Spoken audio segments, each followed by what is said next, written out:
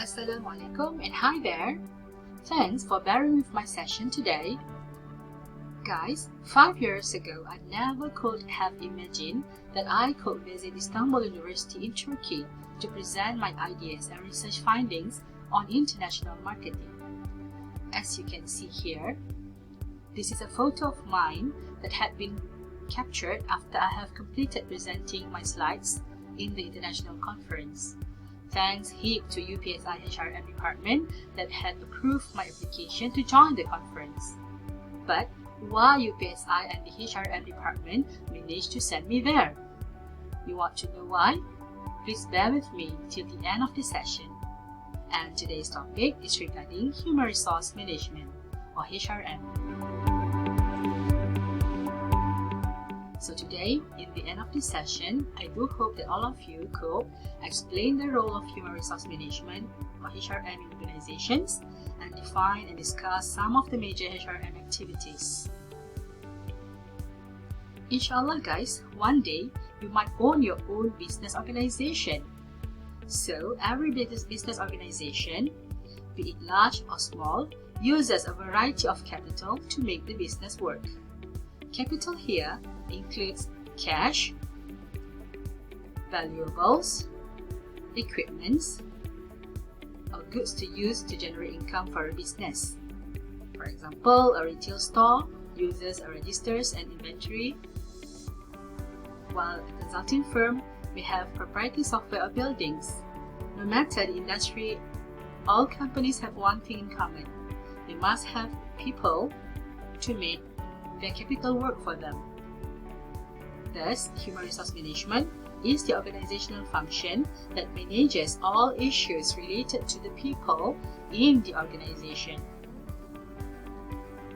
Human Resource Management or HRM is the process of employing people, training them, compensating them, developing policies relating to them, and developing strategies to retain them. As a field, HRM has undergone many changes over the last 20 years, giving it an even more important role in today's organizations. In the past, HRM meant processing payroll, sending birthday gifts to employees, arranging company outings, and making sure forms were filled out correctly. In other words, more of an administrative role rather than a strategic role crucial to the success of the organization. So here, the roles and functions of HRM.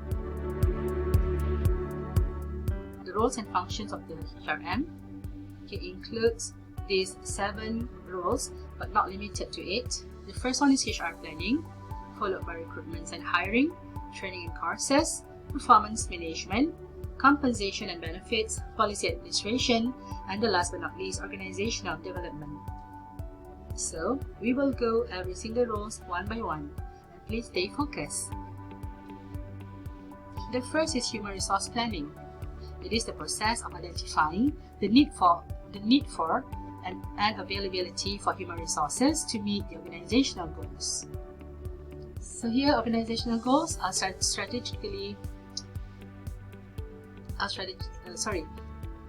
in Human Resource Planning, there are 5 processes that need to be carried out. The first one is determining the organizational objective and goals, job analysis, demand and supply forecast, formulating the HR action plans, training and development, monitoring and assessing of manpower. So I will explain one by one. The first one is determining the organizational objectives and goals. Organizational goals are strategically set objectives that outline expected results and guide employees' efforts. There are actually 3 types of organizational goals, which is the strategic goals, tactical and operational goals. So, the purposes of organizational goals are to provide direction to the employees of the organization. The second is job analysis, demand and supply forecast. Demand forecasting helps in determining the number and type of personnel or human resources required in future.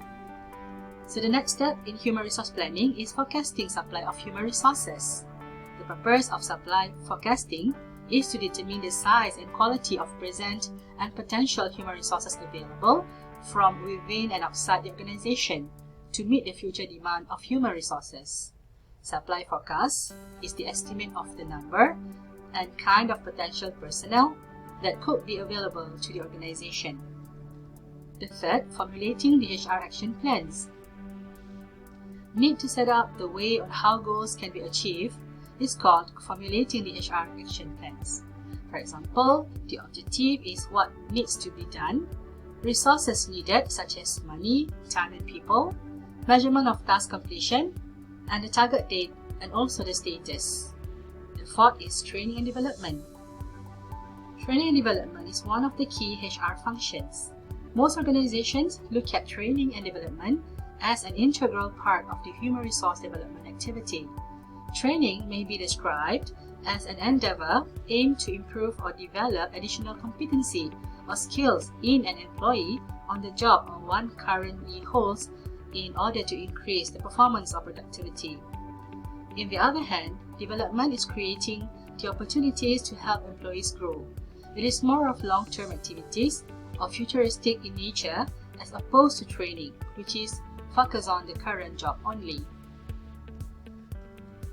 The fifth is monitoring and assessing of manpower. HR management must monitor and assess their manpower neatly to ensure that they are working towards achieving the organizational goals. Recruitments and hiring is the second phase in the human resource management. In recruitments and hiring, people are often described as the most valuable assets of a business, and they can help the business to grow bigger more quickly.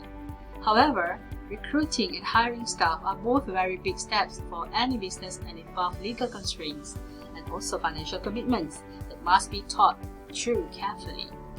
Here, recruitment is known as the process of discovering the potential for actual or anticipated organizational vacancies.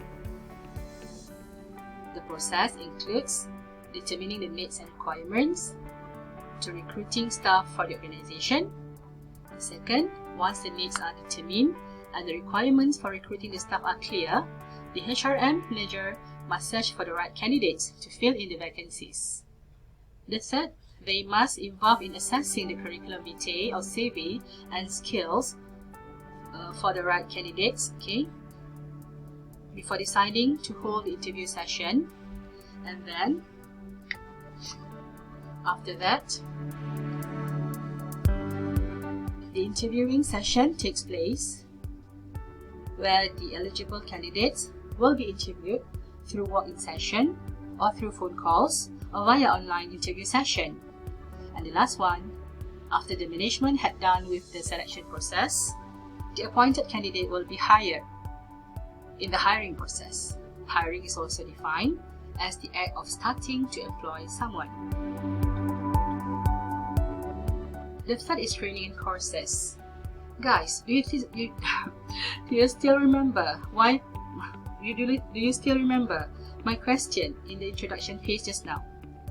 You want to know why UPSI and the HRM department managed to send me to attend the international conference? It has to do with the third function of the HRM, which is training and courses.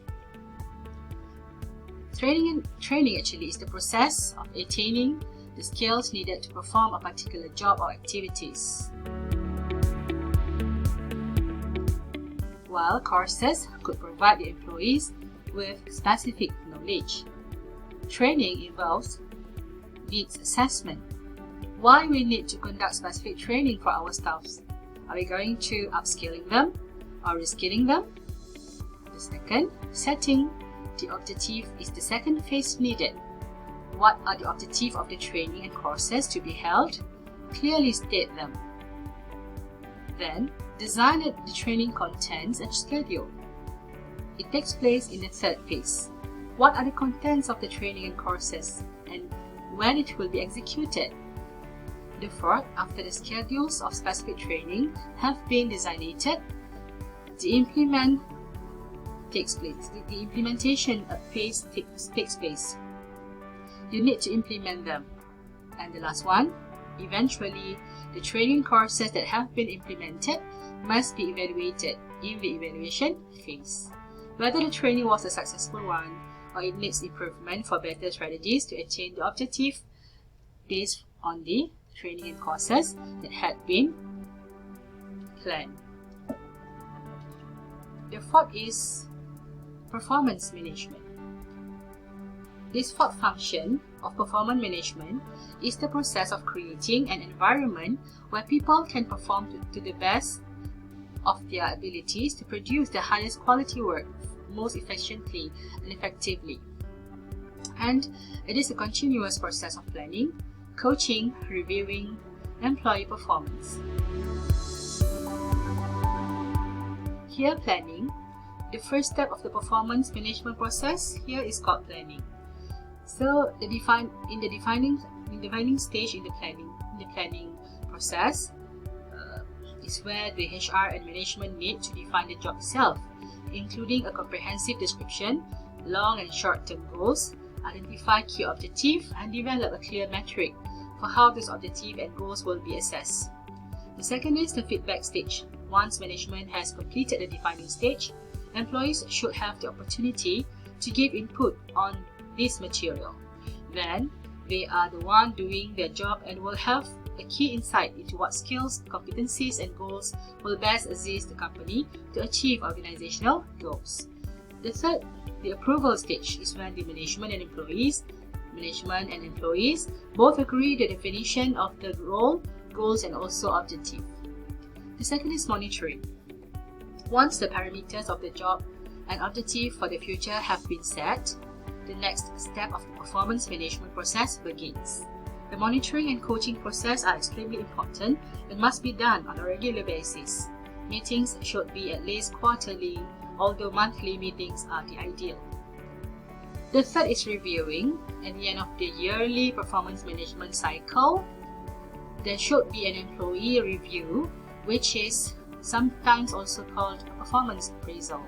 Typically, these are held once a year to look at how well the employee performed over the span of time. The employee should also be invited to give feedback on the process and how management can do better on their end. And the fourth one is rewarding. The last step of the performance management process is the reward and recognition. This step is absolutely key, where employees will not stay motivated if they are given no reason to. This does not necessarily have to be monetary, although it likely will include monetary compensation. So other rewards could be new projects, company-wide recognition, time off, or leadership opportunities. The fifth is compensation and benefits. Compensation is defined as the total amount of the monetary and non-monetary pay provided to an employee by an employer in return for work performed as required, whereas employee benefits cover the indirect pay of staff workforce, and these can be health insurance, stock options, or any myriad of things offered to employees. So here, the benefits the employee will receive include social insurance, social security, perks and bonuses, employees' allowances, pay raise, paid vacation, meal breaks, and also achievement award. The policy administration here contains the procedures and the guidelines used by supervisors and managers as a reference for managing the staffs. The policies state what employees can and can't do, and the owner or management team will set the policies, and normally these policies and procedures are governed by federal, state, and local employment laws. Human resource policies are actually the formal rules and guidelines that businesses put in place to hire, to train, to assess, and reward the members of their workforce. And these policies, when organized and disseminated in an easily used form, can serve to preempt many misunderstandings between employees and employers about their rights and obligations in the business place. The last one is organizational development. This is the last function of HR. OD is about getting the human element of an organization aligned to its strategy, whereas OD also is a plan and systematic approach to enabling sustained organizational